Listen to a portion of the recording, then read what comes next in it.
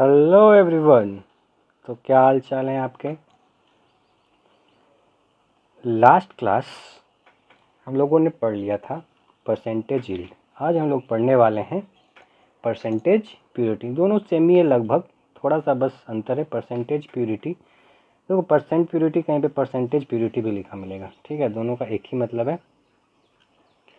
तो percentage purity की बात कब करते हैं, जब हमारा जो सब्सटेंस है ना, वो क्या हो, इम्प्योर। जैसे कोई सब्सटेंस, जैसे मान लो घर में आप दाल चावल लेके आते हो, है ना, सिंपल सा एग्जांपल लेते हैं। तो उसमें क्या होता है, कुछ पत्थर, कंकड़ पत्थर या कुछ मिले होते हैं, है ना, यानी वो 100% प्योर नहीं होता है। कई बार जो एडल्ट्रेशन होता है वो क्या होता है, बहुत ही ज़्यादा होता है ना। एडल्ट्रेशन मतलब क्या होता है, मिलावट, ठीक है। तो हमें 100% प्योर चीज़ें नहीं मिल पाती है। या कोई मार्केट से आप सामान खरीदते हो, है ना, कोई भी तो उसमें क्या लिखा होता है, 100% प्योर, 100% वेज या 100% टोमेटो, ऐसा कुछ कुछ वगैरह वगैरह।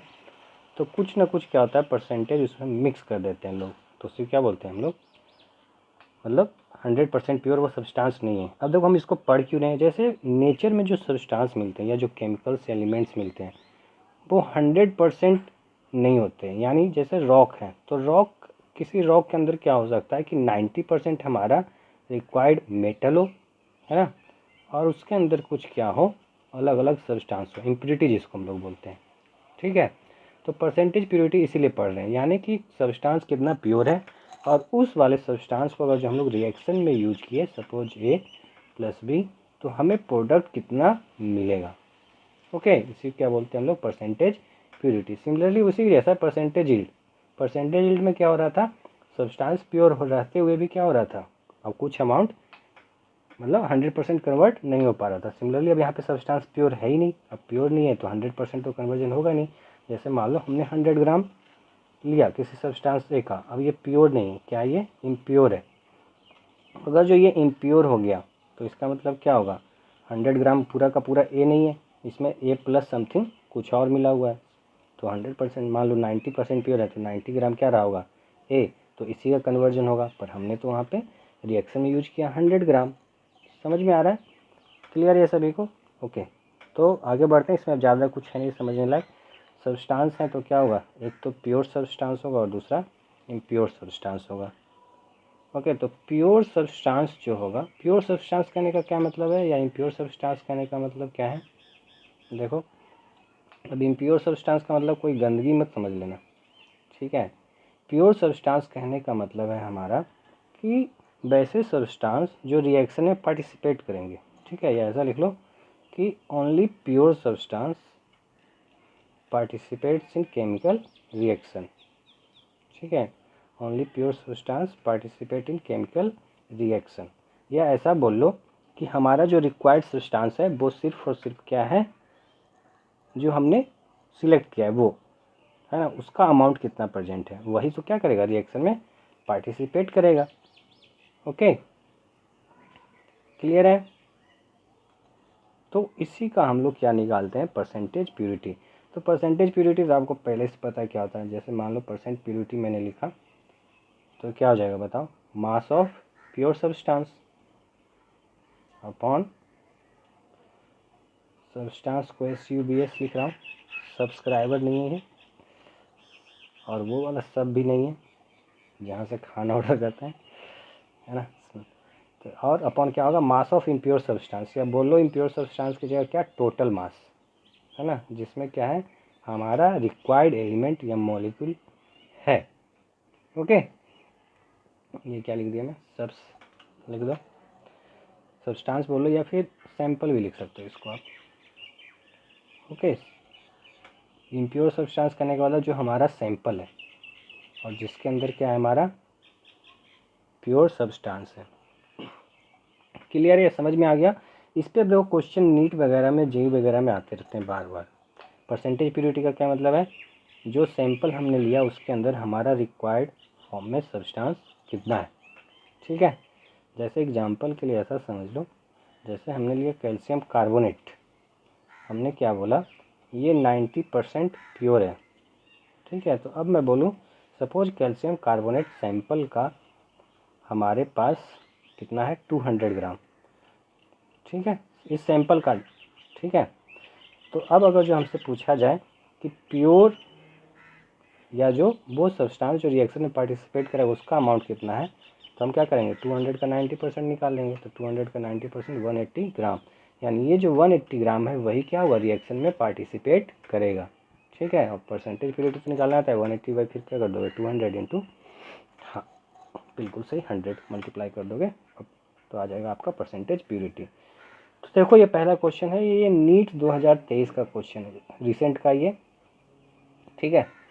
तो क्या पूछा है देखो, the right option for the mass of CO2। Mass of CO2 हमें बताना है produce by heating 20 gram of 20%, मतलब 20 ग्राम सैंपल है हमारे पास जो कि 20% प्योर है लाइमस्टोन, ठीक है। लाइमस्टोन कहने का मतलब है कैल्शियम कार्बोनेट ठीक है, कार्बन का मास शायद यहाँ पे छूट गया है। तो ये रिएक्शन भी दिया हुआ है, ये रिएक्शन तकरीबन 1200 केल्विन के आसपास होता है।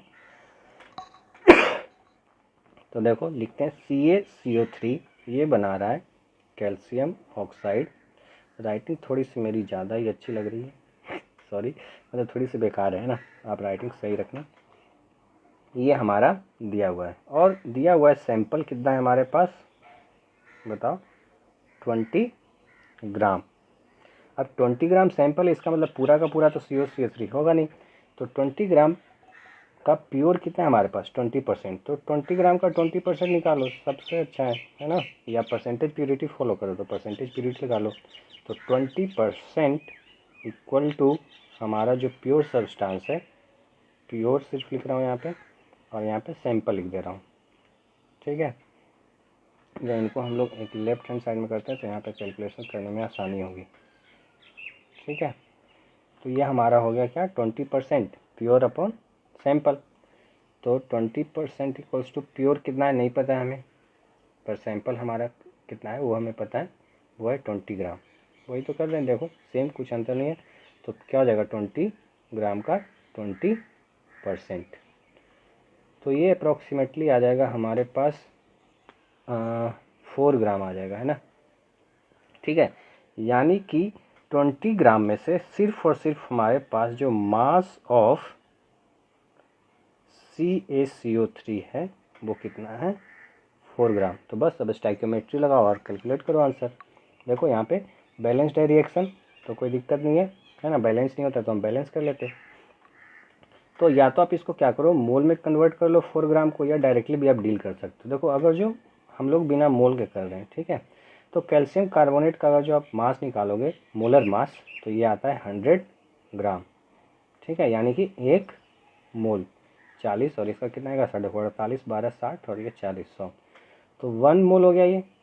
और बनना कितना है CO2 का भी 1 मोल, तो चलो 1 मोल भी ले लेते हैं यहाँ पे ज़्यादा आसानी समझ में आएगा। तो जिसका मास क्या होता है 44 ग्राम, पर हमारे पास सैंपल में कितना है 4 ही ग्राम है प्योर, तो प्योर से कितना बनेगा देखो 100 से 44 बन रहा है, तो 4 से कितना बढ़ेगा क्या करोगे 44/100 और इंटू 4 कर दोगे, सिंपल।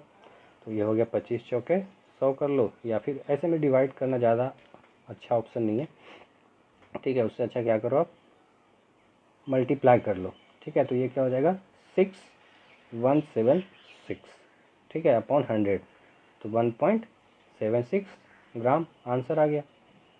डायरेक्टली मोल में करोगे तो मोल से बताओगे आप कितना मोल है, तो 1 मोल बनता है, इतना मोल है तो कितना बनेगा 4 ग्राम का 100 से डिवाइड कर दो तो ये आ जाएगा 0.04 मोल। तो CO2 भी कितना हो जाएगा 0.04 मोल, और 1 मोल का मास 44 मल्टीप्लाई करोगे तो अगेन 1.76 आएगा। तो जहाँ पी होगा 1.76 वो हमारा आंसर हो जाएगा, यानी ये ऑप्शन हमारा क्या हो गया करेक्ट। एकदम सिंपल है, क्लियर है।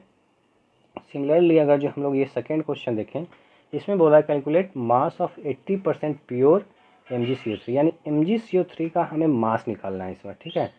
Sample which gives 8 gram Mg on heating, यानी कि मैग्नीशियम कार्बोनेट को जब हमने हीट किया तो हमें क्या मिला मैग्नीशियम ऑक्साइड प्लस CO2। तो अब हमें दिया हुआ मैग्नीशियम ऑक्साइड बना कितना, ये कितना बना है 8 ग्राम यानी यहाँ से रिवर्स जाना है हमें। अगेन देखो ये बैलेंस रिएक्शन है तो आप आसानी से मोल वाले कंसेप्ट से कर सकते हो, ठीक है। और नहीं तो रिवर्स कंडीशन में सोल्व करो। देखो ये 8 ग्राम बनने के लिए हमें कितना चाहिए होगा था, अब उल्टा देखते हैं। देखो अगर जो इसका क्या होता 1 मोल ऑफ MgO कैपिटल में magnesium oxide will be produced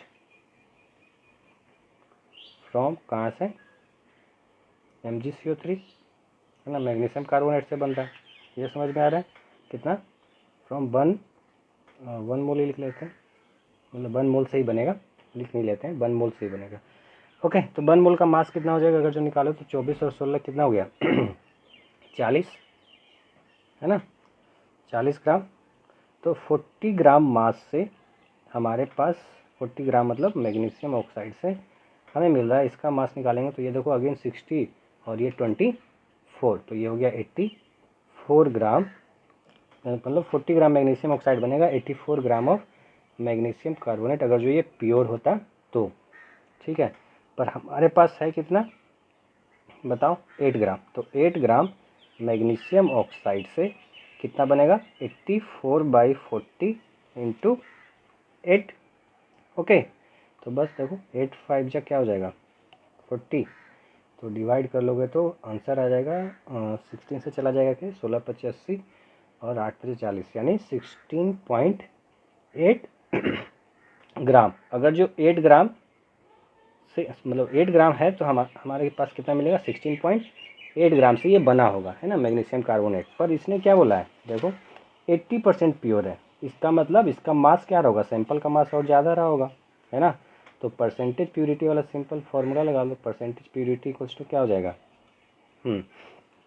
pure sample जो हमने ये कैलकुलेट किया।